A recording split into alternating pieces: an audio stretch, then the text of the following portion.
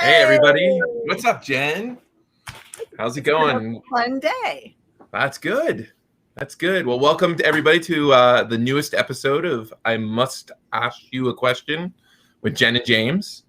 And yeah, it's been a crazy week. I know we were talking a little bit prior. Just it's been wild. It's been a wild week. I was supposed to be in North Carolina. I think I was telling everybody last week for my financial service job, but I had to delay that just because of kind of a COVID outbreak at the office here. So I had to do what was right and quarantine and keep away. But it's when it rains, it pours. Like everything kind of happens at once. So it's been a struggle, but we're still moving slowly but surely, prepping, going back and forth on New York Comic Con internally. But yeah, today's New Comic Wednesday. Anything exciting happening at the shop, Jen?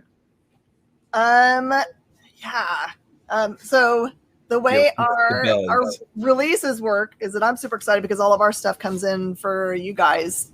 It's sitting over there in boxes, so I'm super excited about having an unboxing tonight for those. But I did get the CBSN variant for Mullet Cop and Mullet Cop. I don't know why I said Mullet Cop. Mullet Cop, and I want to put in my bid right now to play Mitt in the movie. Oh, that's awesome! Have you read it yet? Yes. Isn't it? Mall Industries 2000 is the best character ever. It is absolutely. If you guys haven't heard of Mullet Cop, and here's a lot of people don't know, it's by Tom Lintern, right? I didn't even see that. I love that CBSN cover. Mitt, that's the character in there. That's it's going undercover as a microwave.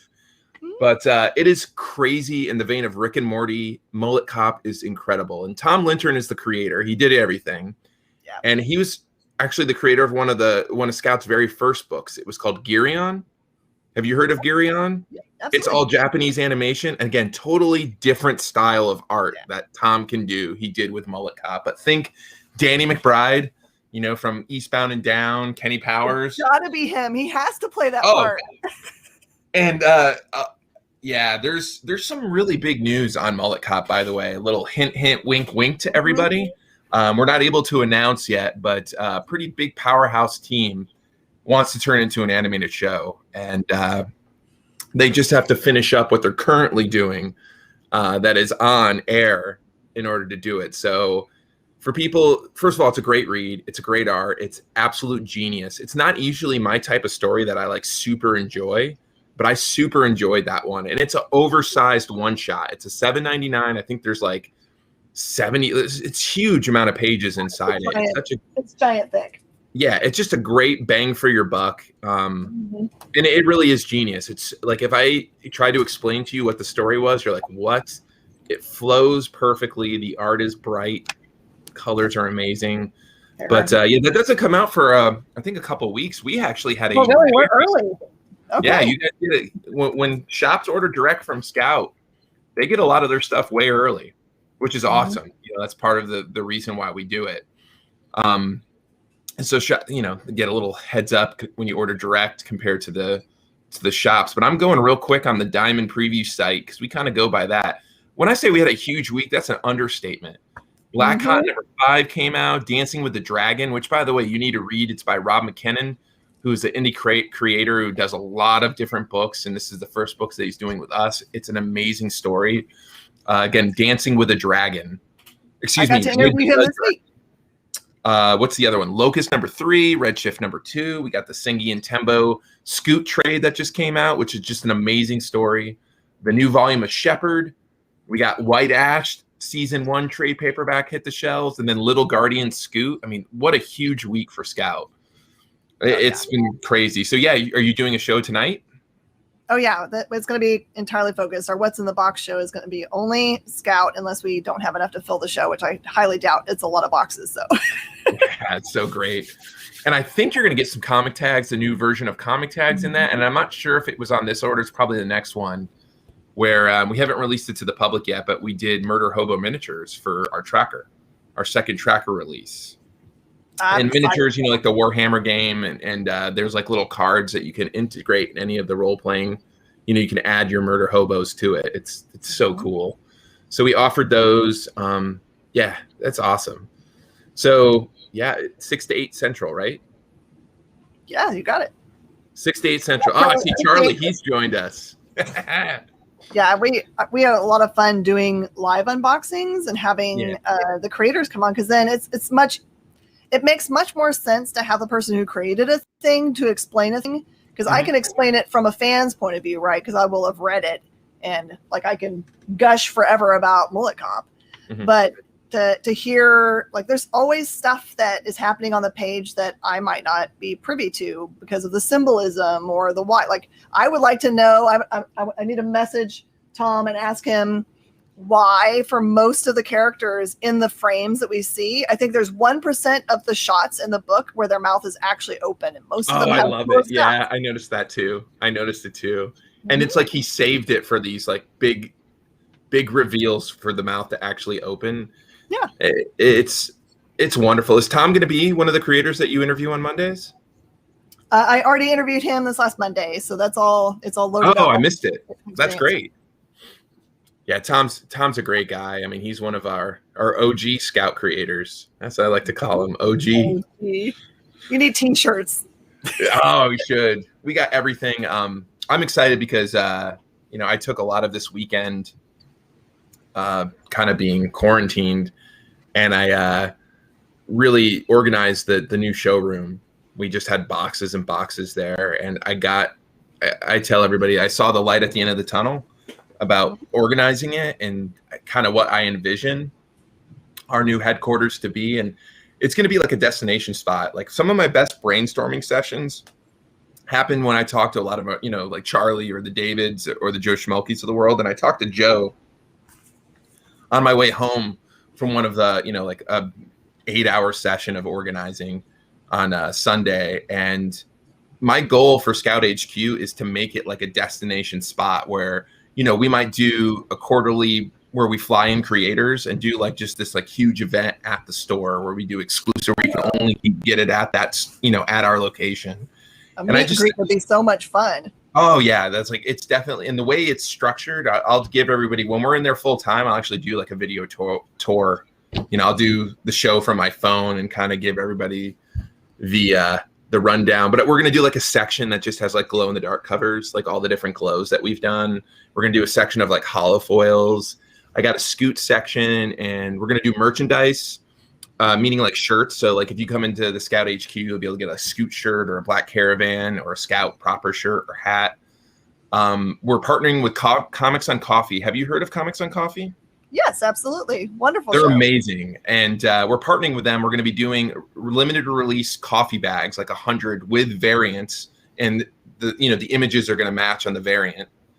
And we're going to sell like these specially exclusive flavored coffees that are like basically made by the team at Comics and Coffee and the creators. Like, hey, like Electric Black, like we really want to do like a, like a coffee espresso with chocolate, like a dark type of, like they can infuse whatever they want. So they're going to make this coffee to the creator specifications, and we're going to sell those together. And we're setting up a little station where if you come to HQ, you're going to have free Comics on Coffee, and we're going to be able to you can buy bags of that, and they're going to do nitro cold brew. So we're going to make it like this cool little, again, destination spot is what I want to do. So I really got the vision. I ordered a whole bunch of bookcases from IKEA because they're just great, and they've had a shortage. That's another thing I've noticed. They've been everybody. It's crazy. Wood, paper, anything. Yeah. I did a little research because we get those Billy bookcases, right? They one of their oldest line, and pretty much the only one I can actually pronounce because all the other ones are like these Swedish words. And I don't even know how to go there. And I did research, and man, it's insane. Like, I was talking to our printer. We went in for a printer visit because I think I've told you before, they're only a few miles down the road.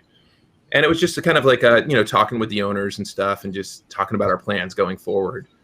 And the owner had gone, and he's a big golfer, and he went out to, the famous Pebble Beach. And there's like a famous hole out there where if you ever Google Pebble Beach, it'd probably be the image that came up where you can view the ocean. It's like you're basically on the cliff looking at the Pacific Ocean. And he was out there playing it, and he's like, it was something to see because for as far as the eye can see, there were shipping containers just completely like just everywhere, waiting to get into the port. Because I guess in Venice Beach, it is just it's been unbelievable, like how much it's backed up, and that's hitting the supply chains everywhere. Paper, like you said, paper, furniture, like items. It's crazy. We're in a very interesting world, that's for sure. So what's been the really big seller today? Gosh. Like what's the buzz coming in? Is it well, there were 4 number ones that came out that have been really well received. There's like an Aftershock book and a Dark Horse book, and I'm trying to remember who the other 2 were by. It kind of feels very evenly distributed number ones. They're indie books that ended up being the hot ones. Nice. It was a weird, quiet week, I think, for what I could see from Marvel and DC, because Marvel just put out Kazar number 1, and DC has some regular issues, and they're running through a bunch of annuals, which are kind of interesting because they're putting all these big key events in the annuals this time around, which is I haven't seen them do that before. Marvel usually does that, where they have like a first appearance in an annual so that you don't skip buying it. Yeah. Well, I know DC, didn't they do that with that newer character? What is it, the Clown? Clown Hunter? Mm-hmm. Clown Hunter. Wasn't he like last year's Batman annual? Wasn't that his first appearance? It might have been, yeah. Because like this week, there's a Green Lantern that has Jess Cruz. She's putting on the yellow suit and joining Sinestro Corps, so that's a big move for them. That's awesome. Mm-hmm. I heard like DC's had some delays too with printing as well. I think they just came out in the retailer forum and they were talking about that with it looks like the new Aftershock book. It's called Search for Hugh. Yes, I love it because to me, it looks great. If you went and watched Shang-Chi, hopefully this weekend, so good. So that the feeling of the family conflict, like there's like you have in the family's past a dark side. That's basically what this book is about. His family. He finds out his family left their homeland because they were part of organized crime. They wanted to leave that, and they come years later. They find out where they are and come after them, and that kind of like sets the stage for the book. So he has to go back to the homeland and meet the family and try to figure out how he's going to get them to leave his parents alone. I'm a big fan of Steve Orlando. He does some quality stuff, so I'm definitely going to check that one out. I know, kind of reminds me of Firepower. Kirkman's. I really enjoy that. I'm a huge Iron Fist fan. Like Iron Fist, Moon Knight are like my jams. Like those are 2 of my favorite characters. And Silver Surfer, like I love them. I have statues and toys all over my office and art from all 3 of those characters. And Firepower is just kind of like a modern day take of Iron Fist. If you guys haven't read it, I loved how Kirkman really is a genius, I think, and you can tell he loves comics. Like the fact that how he dropped that free trade paperback when it came out to retailers, like for free, and then did it essentially was like the free comic book day, right? The first issue was like the origin of the guy, and then he started which was the trade, the full trade at once, and then they did the regular series of after, basically gained this power, and years later when he was like domestic. Yeah. It's a great series. If you guys haven't checked it out, again, I love comics, period. Obviously, I'm biased towards Scout, but I love great comics, period. Stillwater was one that I read. I think we've talked about that one that I'm a huge fan of. I really, really enjoyed it. Lifeformed is a book that we do. If you guys haven't picked up that first nonstop issue, which is like an oversized, $3.99, it's unbelievable. It's such a good story, and we're going to be doing another nonstop with volume 2 and then volume 3 that was originally published, I think, straight to trade with Dark Horse, and we were able to get the rights. The 2 creators, just great people. Their story is incredible. I can see it being adapted for sure. Oh, so, there's so many great things. I know Joey. Joey has this really cool video. If you guys don't mind, if Jen, you don't mind, he's got it all queued up. Yeah, what's coming out this week for Scout? You want to go ahead and hit it, Joey? Let's do it. unless he's gone.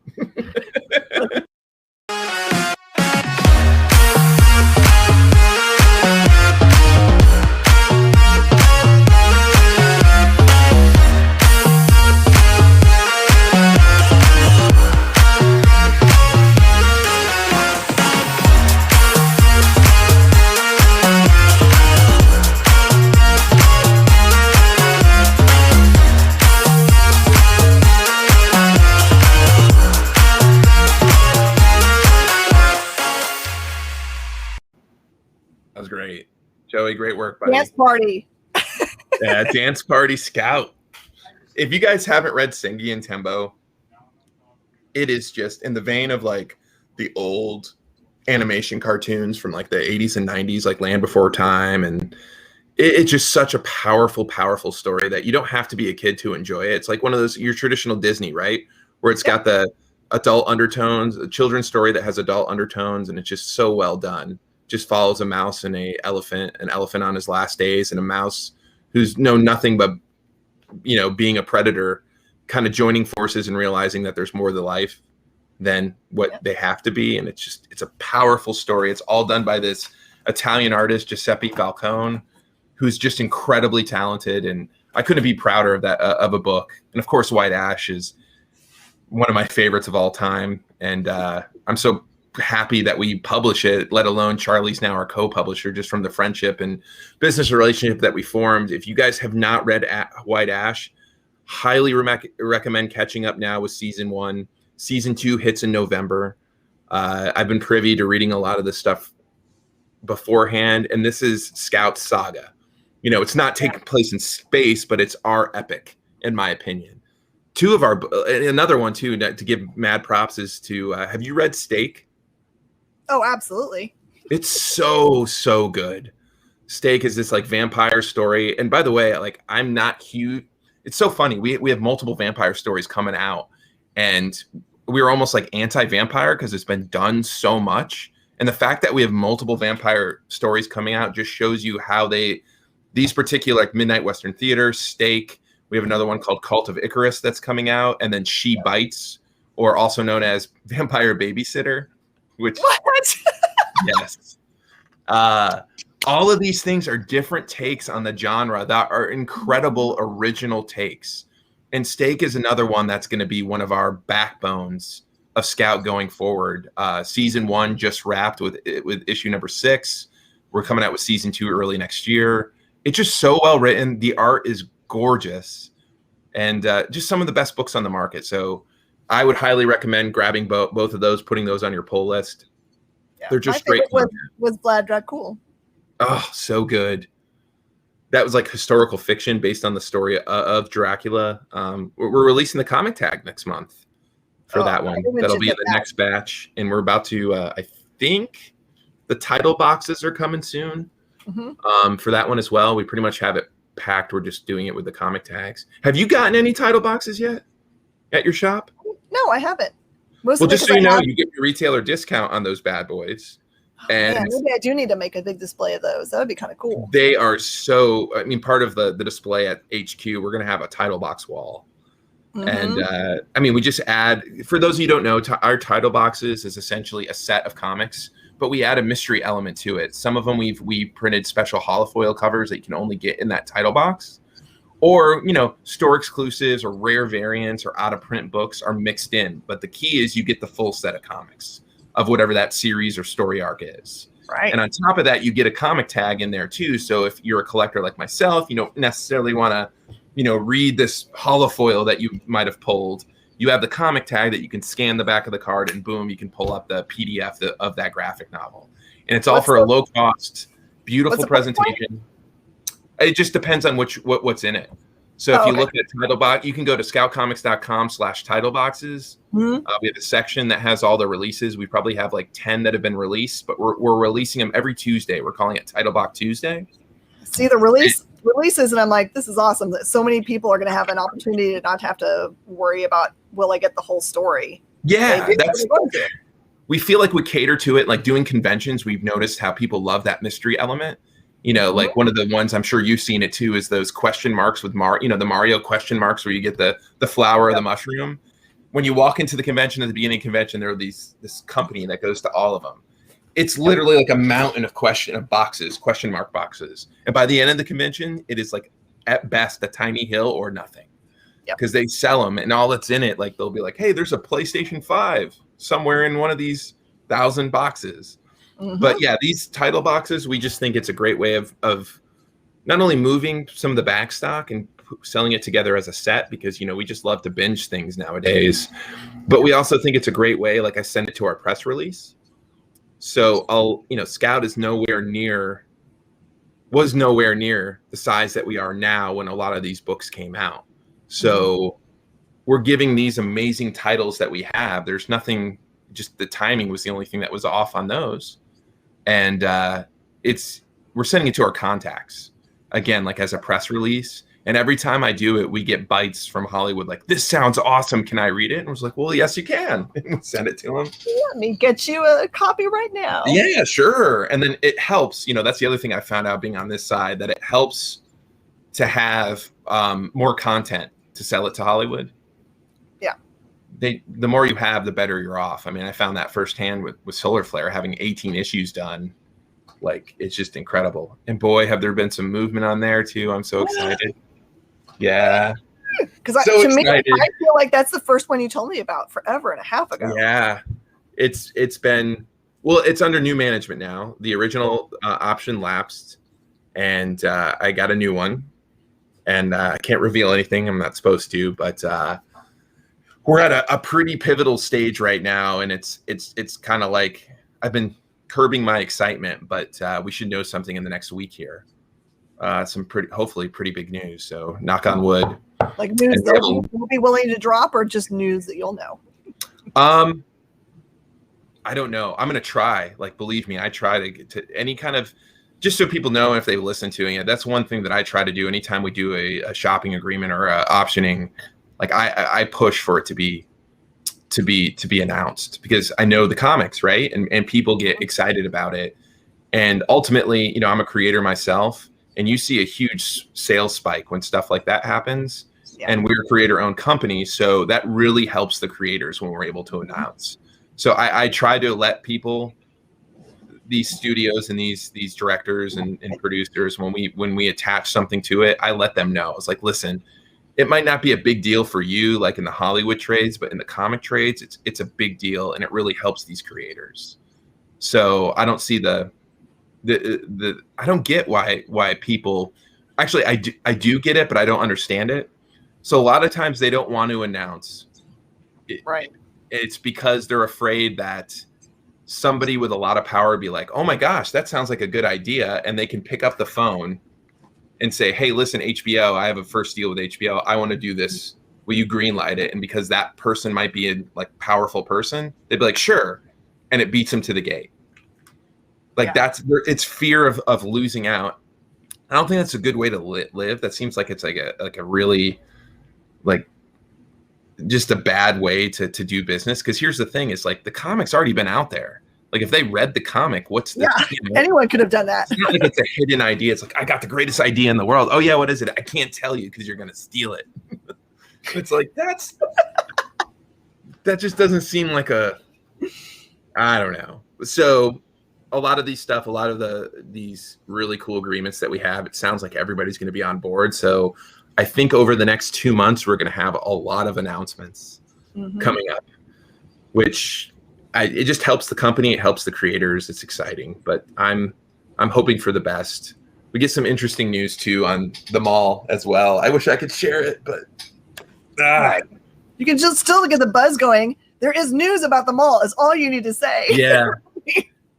It's funny how certain takes have gone. First they wanted to do a live action, then they were going to a animated version of it, and then a contemporary version of it, and then it's just going all over the place. But it's exciting. It's really exciting just to be a part of this world and seeing some of the like how fast things can move at sometimes and how slow things can move. It's really interesting seeing it. Have you ever had something like that happen where something has been optioned or is in talks and it has been for a really long time, and then there's a new thing that you guys just have put out and that actually gets picked up and is already in production and moves way farther forward faster. There's 2 books that are actually coming out that haven't hit the shelves yet, but they're coming out soon. That's, I guess, a hint. Coming out this month. That have already been at that phase before it's even released. You know, it was sold on like 1 issue, which is pretty incredible. So we're seeing that move where certain other things just stop. You know, it just stops and dead in the track. And there's really easy excuses, obviously, to use as COVID, which is a legitimate excuse. There's nothing saying that it's not. But then there's the other excuse of like Hollywood runs a lot like Congress. You know how certain times they're like, oh, we got to get it before recess for the next 4 months. That's what Hollywood is doing. For what I've been learning, what I've been told is that pretty much summer is awful. Anywhere time after the July 4th to Labor Day, everybody's on vacation apparently. That's like just given. But after Labor Day, which just happened to be this past Monday, after the week of Labor Day, because everybody's back in Hollywood now answering emails that haven't answered apparently in the past 2 months. Next week, all the way through until Thanksgiving is like the hot season. This is where people are buying stuff. This is when announcements are made. All this huge stuff. Like there's stuff that we've been given a thumbs up to announce, but they want to wait until their other projects get announced. And that they're like, well, that's after Labor Day. So it's fascinating how Hollywood works. And then they shut down from Thanksgiving all the way up until I believe the 2nd week of January. And that goes through May, and then they shut down again. So that's the life cycle I've learned from Hollywood, just being on this end. That's kind of how it works. So you have these windows. Must be nice to take those kinds of breaks. Yeah, right? Like, yeah, I'm on vacation, or everybody else is on vacation, so nothing really happens. Yeah, it's an interesting world. But I do have to jump because we do have a pretty big conference call here that I have to get on. We're going back and forth on New York Comic Con, so that's one of the things we're going to be discussing, and a couple other movie news, I think. So kind of exciting call that I'm about to jump, but let's end the show. Find out next week. What was that? Oh, we'll find out next week. That would be awesome. So let's end the show like we did last week. Okay. With a question. Do you have one? Because I'm okay.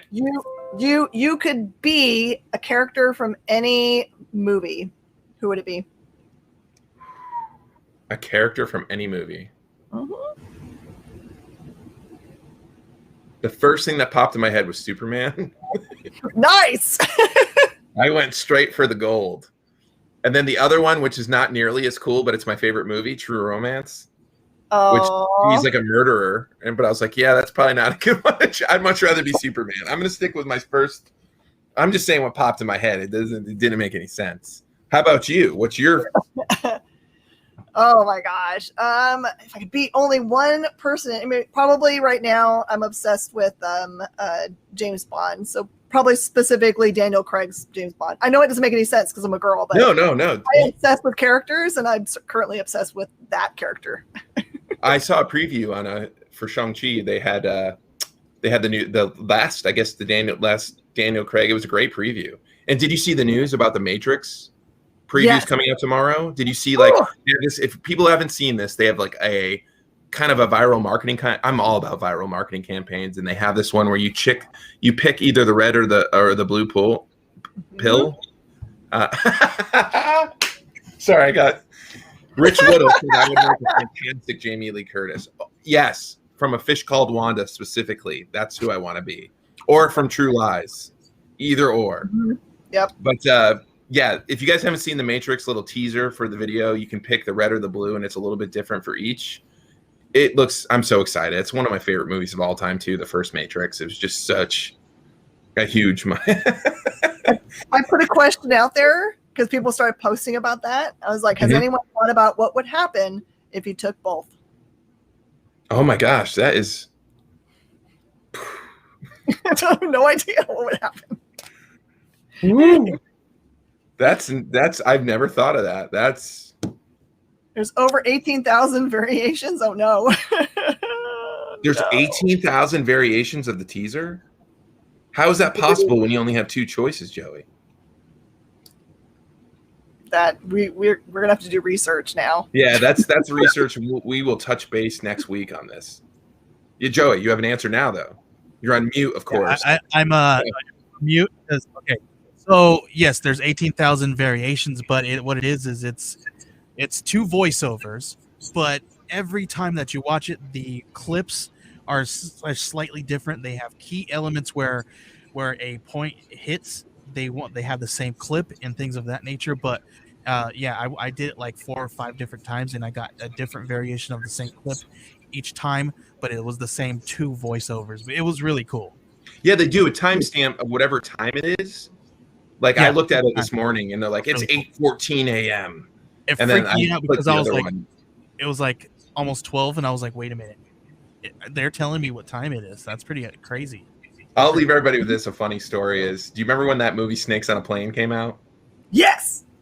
So there was a number that you can call, and you can type in numbers, and Samuel L. Jackson's did like a different voiceover. You can put names in. So I'd take names of my friends. It'd be like Johnny. It's like, Johnny, this is Samuel L. Jackson. You need to get to my movie and go see Snakes on a Plane. It was amazing. So I wish they would bring that back, because I would totally, you can have a lot of fun with that. Oh, that's such a blast. Well, Jen, again, always great talking with you. I will be in North Carolina next week, but I'm still going to sliver out time to do this. It'll probably be in a hotel room or at somebody's office. So awesome. And I haven't even seen that Mullet Cop cover of Mitt. That's amazing for the CBSN. That's so cool. It so much. It's such a great series. So check it out. Again, check out Scout Comics and Space Cadets Collection. And we'll see everybody next week. And have a good week, Jen. I'll talk to you soon. Absolutely. I'll see you tonight. I'm going to check.